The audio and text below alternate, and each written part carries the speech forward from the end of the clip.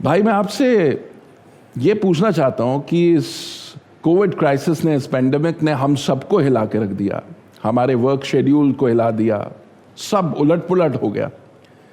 लेकिन जब मैं आपकी रिलीजेस को देखता हूँ और आपकी फिल्म की प्रिपरेशन देखता हूँ तो कुछ अलग ही दिखता है।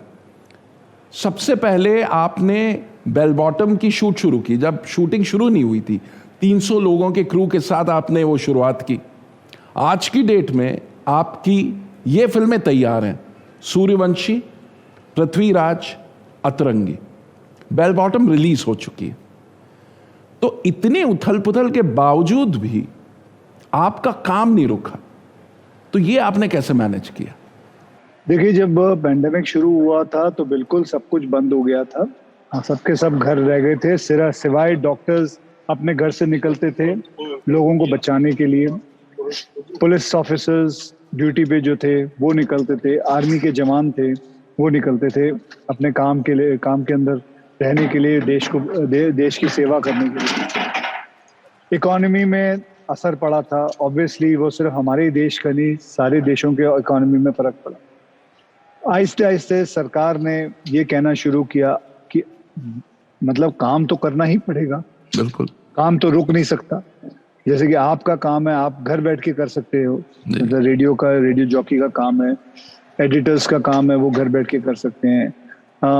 लेकिन अनफॉर्चुनेटली मेरा जो काम है, मुझे जाना पड़ेगा सेट के ऊपर जाके बाद एक्टिंग करनी पड़ेगी। यहाँ तक कि मेरे तो मतलब इंडस्ट्री का तो ज्यादा डिफिकल्ट काम है, क्योंकि हमको तो बिना मास्क के काम करना पड़ेगा। बिल्कुल, मास्क पहन के तो शॉट दे नहीं सकते।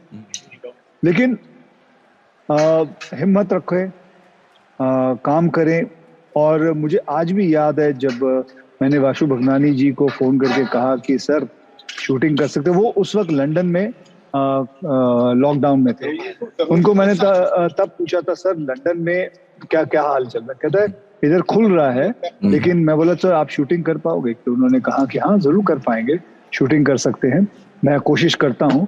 और बहुत मुश्किल था। और उन्होंने शाम को मुझे फोन किया, सर 2 महीने के अंदर आप रेडी हो जाओ, मैं सबको इधर लेके आता हूँ। और 2 महीने के अंदर, मैं ये बात कर रहा हूँ अगस्त का महीना, हम यहाँ से इंडिया से निकले थे और 250 लोग निकले थे। हम प्लेन के अंदर बैठे, हम तब भी चिंतित थे कि हो सकता है कि एक कॉल आ जाए कि यदि प्लेन को रोको, ये नहीं जा सकते। लेकिन जब प्लेन उड़ा और उसके बाद जो मैंने चीख सुनी थी, वो 250 लोग जो अंदर बैठे हुए थे, जो जोर से चीखे थे, क्योंकि 5 महीने से वो लोग कमरे के अंदर बंद थे, कोई आमदनी नहीं, कोई पैसा नहीं, किसी को कुछ नहीं मिल रहा है। और यहाँ एक रिलीफ मिला